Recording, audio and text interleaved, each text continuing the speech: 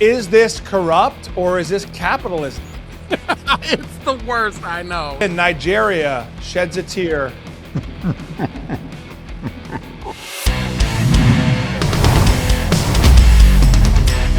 I'm Arthur, the chart goblin dad who's been covering crypto since 2013, and I don't trust anything that moves fast. The first crime of this episode is you calling yourself a chart goblin. It's the worst, I know. I'm Paul, backyard cash realist dad, which is true. I bury my cash in my backyard. And I'm learning this stuff in real time so you don't have to. This is Angry Capital. And we're getting right into the crime. I love this, man. Pig butchering empire. Okay, forced labor and crypto forfeiture. What happened here? A pig butchering scam from Chinese Shazupan is a long-term romance investment fraud where criminals fatten victims with fake relationships, romance, friendship, over weeks or months, building trust before slaughtering them by convincing them to invest in fake crypto or other fraudulent schemes, draining their life savings through fake platforms and fees. I mean, this is catfishing in real time. Is it a pig? Is it a cat? All these terms are different, right? I love this, though, because we're so stupid and we believe anything on the internet now that it could end up really ruining your life financially, as we see here. I'm into it. Yeah, the crazy thing about this is this guy had major ties with the Cambodian government. He was getting all of these deals done. He was setting up these factories of people, farms full of people who were there just pulling romance scams on other people, trying to get Bitcoin. I think at one point he had amassed over 125,000 Bitcoin, worth about 15 billion, according to the DOJ. This scheme was so complex. It involved the Cambodian government. This guy, he wasn't even Cambodian. He was Chinese, but he ended up becoming such a prominent figure in Cambodia. And I didn't even know until looking into this story, but apparently Cambodia is the center for internet scams now. Almost 20% of internet scams are coming from Cambodia. A lot of them linked to just this one guy running all these pig butchering farms. It's crazy. This just in, Nigeria sheds a tear. You had your run. You had your run. Remember? Nigeria. Yeah. Cambodia. Nigerian prince. Where's my money? Is this corrupt or is this capitalism? I mean, he had facilities. No, this is corrupt. Yeah. Hey, the guy did great though. And he did good, and we're dumb enough. People are dumb enough to fall for this stuff. I mean, I'm not a fan of people doing this type of social media crime, but it is interesting when we look at the numbers. Prosecutors say the alleged operator kept ledgers tracking scam profits and even ran phone farms using thousands of devices to hit victims at scale. I mean, we're looking at an entrepreneur here, dude. We're looking at this is a pioneer of scamming. Only these things could be applied to legitimate businesses and not just scamming people out of Bitcoin using Tinder. This is crazy. It's pretty amazing. The Attorney General Pam Bondi and Deputy AG Todd Blanche said this is one of the most significant strikes ever against human trafficking and cyber-enabled financial fraud. Oh, I didn't realize the workers were trafficked. Now I feel worse saying. Yeah. I mean, that's worse. Yeah. But see, and this is part of what people miss here is that this isn't just online crime. It spills into offline violence, theft, human trafficking, things like that. They're trafficking people all throughout these countries to work in these factories where they're just sitting on phones and computers all day, scamming people out of money. It's just crazy the layers that it gets on. Yeah. I think it's easy also to strike down on a scammer that no one's benefiting from. Okay, Pam Bondi. Of course, this is one scammer and Chinese scammer, so it's easy. But you're not cracking down on forced labor at big corporations. It's easy for this to be he's bad when I think this is a way bigger issue across corporate, America and how things are made. And this is a topic we've talked about a bunch. So it's easy to go after pig butchering when you're not going after phone making, it's just Yeah, no, I mean, one person's law is another person's scam. It's just crazy. I believe it's one man's trash is another man's come up with the lyric, but you can. That was kind of what I was going for. I'm really bad with analogies and all of those things. No, you got it. You do bring up an interesting point. It's okay when Apple does it, and it's a crime when other people are doing it, and forced labor and this and that. It's interesting. Yeah. And you think this is just overseas stuff? Wait till you see how easy it is to pump US markets from a phone.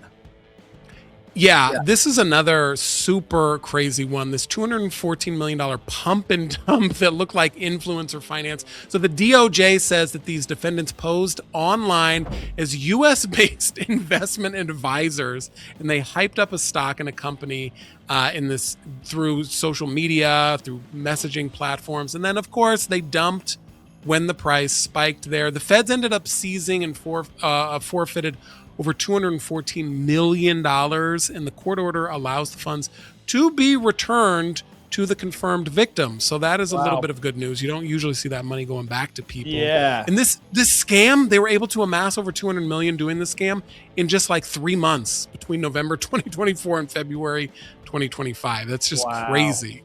Nice to hear the money going back. There's a lot of broken-hearted Chinese people that are not getting their money back from the story before this. Yes. It's interesting. It's also, we've talked about the DOJ and the regulations and stuff, and I guess there could be some positivity. We look at the DOJ in this administration, where they are regulating and enforcing this stuff. This is fraud. This is actually, it's nice to see, right? It's a little bit of hey, we could judge Trump and what they do all the time, but at least they're saying you can't pump and dump, you can't fake the social media and do this. It's illegal. Cracking the whip a little bit, I think, is good.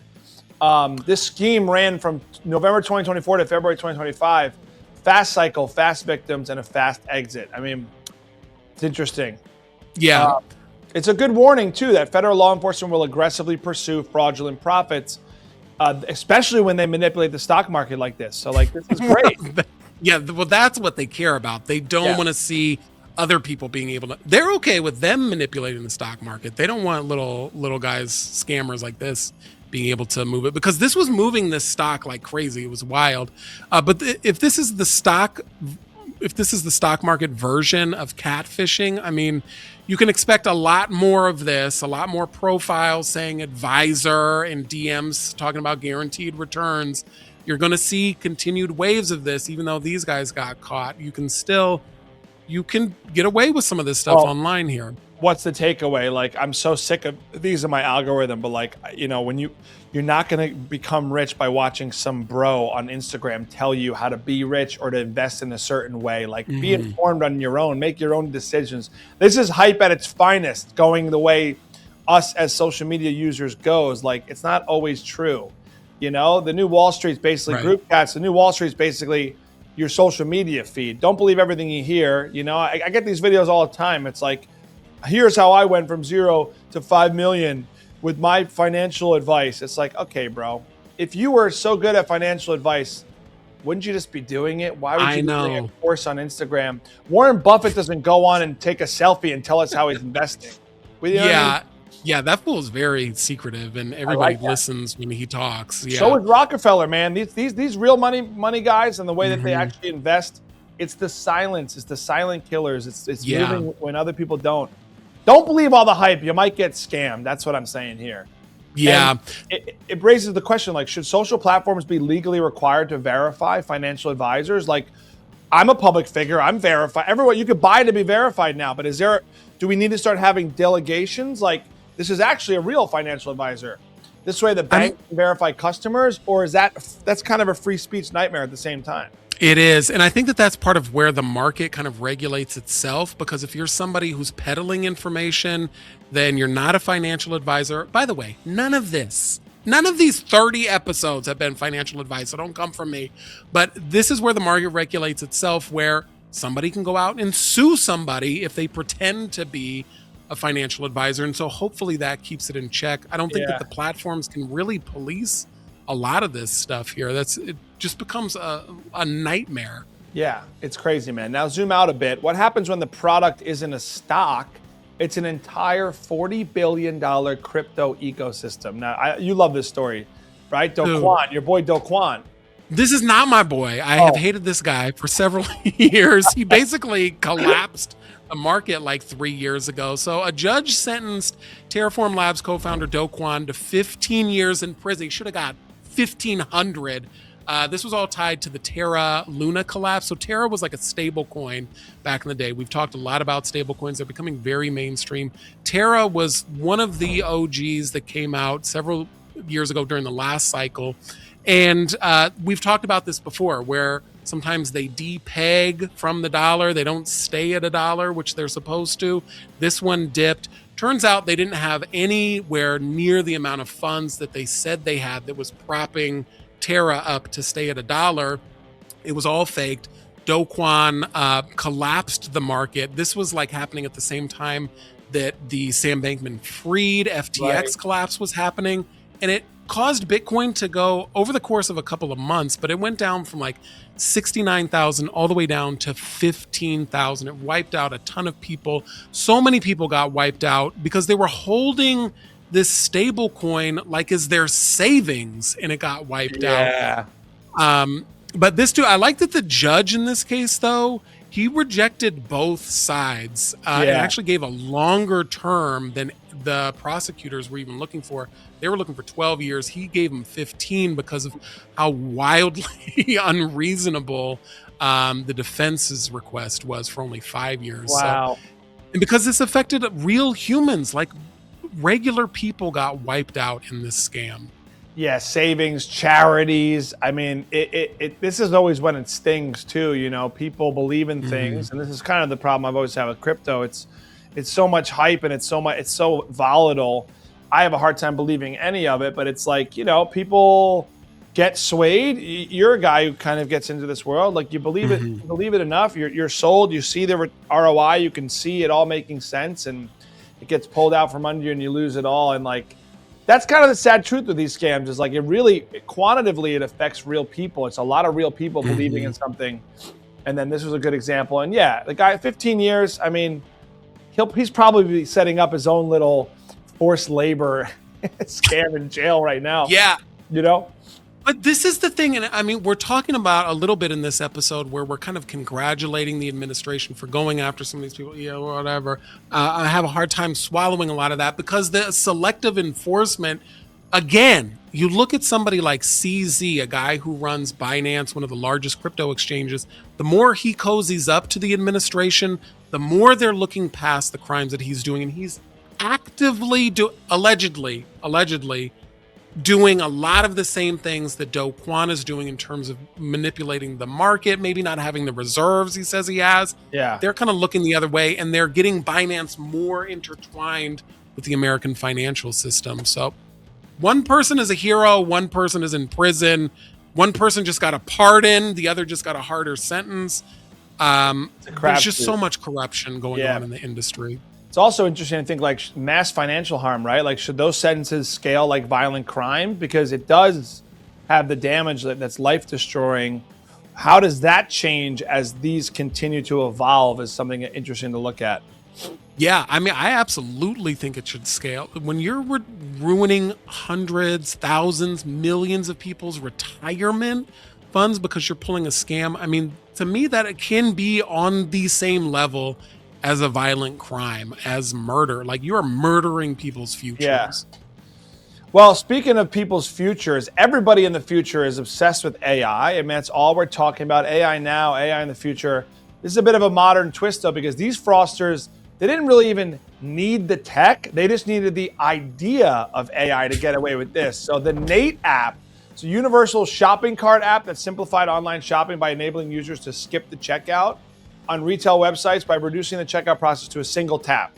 So Nate distinguished itself from the other e-commerce companies and apps through this feature, the ability to intelligently, quickly complete retail transactions across all e-commerce through the use of AI technology. But in truth, Nate relied heavily on teams of human workers. I love this. Hey, look at this AI button, but it's human workers primarily located overseas to manually process transactions in secret, mimicking what users believe was being done by automation. So I just love it. We're so progressive with AI. We're paying for forced labor, and I imagine them all hidden, like somewhere hidden. Don't tell me what you're doing. You're AI. You're the AI department. Just a bunch of humans. It's like the Wizard of Oz, right? Where Yeah. you think that it's this big, mysterious, all-powerful thing, and it's just some guy behind a computer. This was insane. I had never heard about this story until we were researching this, and it's hilarious in a way when you look at all the hype around AI and everything going on. And this is what AI is starting to feel like more. The more I use ChatGPT, the more I'm like, I don't think that this is actually AI. I think that this is some guy who was like huffing a lot of paint in the 90s and he's just Googling stuff for me now. He's getting it all wrong. It's all messed up. I love this story though, also because it's like we keep having it's more about the hype and the branding of AI than it is the actual effects of it and the work of it and the the efficiency of it. Mm-hmm. We talk about it all the time, like you're not going to replace humans fully, but it's a great tool. But it's also like there's so much, even in the money that's pumped into AI right now, there's so much hype around AI. I love it. This company like understood the marketing of like, this is automated. People want automation. Consumers might want it to be easier, but it's actually just people. It goes to show you folks, they still need us. We still need humans, even when it's corrupt and it's messed up and they're being hidden in an overseas country, just like clicking transactions and probably hooked up to IVs because they can't leave and they're not eating and you know what I mean? They're just AI people clicking for them. God. But yeah, I love the FBI said it was smoke and mirrors. The brand no shit. Yeah, the brand of AI credibility was allegedly used as the weapon. See, yeah, it's funny, dude. It's funny, and hopefully AI goes a little more human from this. That maybe that's what we'll get here. I think it's the hybrid. This is what we all need. We understand that it is a tool. It's not ready to replace a lot of things yet. Use it as a tool and don't pretend like your AI is AI when it's, really a factory of people who are, held captive from a previous pig butchering scam going on, We sort of deserve this too because we're so obsessed with AI tech. Like I've made this analogy before, like I don't need my refrigerator to have AI. Like my couch doesn't need to have my Facebook account associated with it. It's like, or Instagram is more relevant, but I'm saying like, we've gone so far with AI. It's like we sort of deserve this one. It's like that's what you get for putting AI in fucking everything. Like just take a little bit of a break. We don't need it in everything. I don't need an AI. It's even some of these other companies like the AI department. Like, what is it really? It's ChatGPT disguised as this new department with different skins. Right. Yeah, we're still navigating through all of this and trying to figure it out. And cutting through the hype, I think, is very important here. And again, cutting through a lot of the hype and a lot of the smoke and mirrors with crypto as well. This other scam that was going on here, the Samurai wallet, the mixing sentence here, this was crazy too. There was this company, it was the Samurai wallet, and the founders knowingly transmitted over $237 million in criminal proceeds through this crypto mixing service where they basically like pool a bunch of people's Bitcoin together, mix it around so you can't tell where it came from. This was insane. They were using these mixed up laundered funds from drug trafficking, the dark web, frauds, like murder for hire schemes. And this was like openly advertised on the dark web where people could use this service to launder this money. You can have somebody murdered for hire and then launder the money through their crypto laundering service. Just insane. I mean, the great thing about money laundering is it used to be offline. That's why it worked so well for so long. Now it's not working so well when it's got a little bit of a digital trail, as we see here. It's all it is classic money laundering. Though we slapped the wrist on the Samurai wallets over here when this is a tale as old as time, man. Money comes in many weird ways through many investments. Good thing, I mean, it's nice that he got the slap on the wrist here, 5 years, but this ain't new. I don't know. It's a new way for them to get caught, right? Like, and it's kind of overtly out there that you could wash your money through this digital form. But it's funny to me that this even like happened. It's always happened this way. Is my yeah, that's the thing that has always been the conundrum with me with Bitcoin, because when it always started, everybody was like, oh, you can't trace it, this and that. But you're finding more and more evidence that there are ways to track this. And now, I mean, when you're just legit buying it through exchanges, it's very easy to track. But I think that a lot of people always thought that you could just operate under this shroud of secrecy and mystery behind the blockchain, but there is always something encoded. There is some sort of trail in some way that you are going to be tracked back to. I watch people's wallets all the time and how they're interacting to be able to see where money is flowing and moving. Just an interesting way that I think a lot of people got lost thinking that it was completely anonymous here. And thank God it wasn't, because you can, uncover crimes like this going on here. Yeah, it's also like I've said, I just don't trust crypto anyway. So like that's the thing about, I was joking about money laundering being offline, but it's like things in the digital world, it just still freaks me out. Like you don't really know where stuff comes from. I don't trust how secure an investment is, and I'm just not surprised by this story. Like of course there's sketchy darknet money laundering happening in this crypto space, and these mixers being like, let's mix it up. There's no questions asked. It's a car wash, Right. It's all good. The question is whether the law treats you as a service or a participant. Yeah, I mean, with a lot of this, I mean, I don't even, like. Oh, we just found out. Arthur's been money laundering on crypto. We just got to the bottom of it. My headphone disconnected here. Arthur's getting choked up because. Sorry. Arthur's getting choked up because we just discovered he was a part of this Bitcoin mixing. That's what happened. Yeah. Well, I'm sorry. I can't hear. Something is getting a little bit fuzzy here. Yeah. I mean, all timing. Yeah. All of this, always very shady. There is a lot of other shady stuff going on that, that happens on the regular stock market as well. Regular companies here, Wolf Capital, they got busted because they were promising basically a 547% a year return. This was crazy. The DOJ says that Wolf Capital raised $9.5 million from about 2,800 investors. They market it through a website and, of course, through social media. And they pitched this 1 to 2% per day gain, which the DOJ said equated to almost 550% a year in their promised returns here. They ended up getting 60 months or 5 years in prison. They had to forfeit everything, restitution orders. Just like these yields, these promises on something like that should be a red flag to the millionth degree. The regular stock market, you're lucky if you get 10% return over the course of the year. Like something like this should just scream fraud to you no matter what. 1 to 2 per day. I'm lonely. I don't have a significant other or a savings account. Sold. Like it's the same type of scam as the China one to me.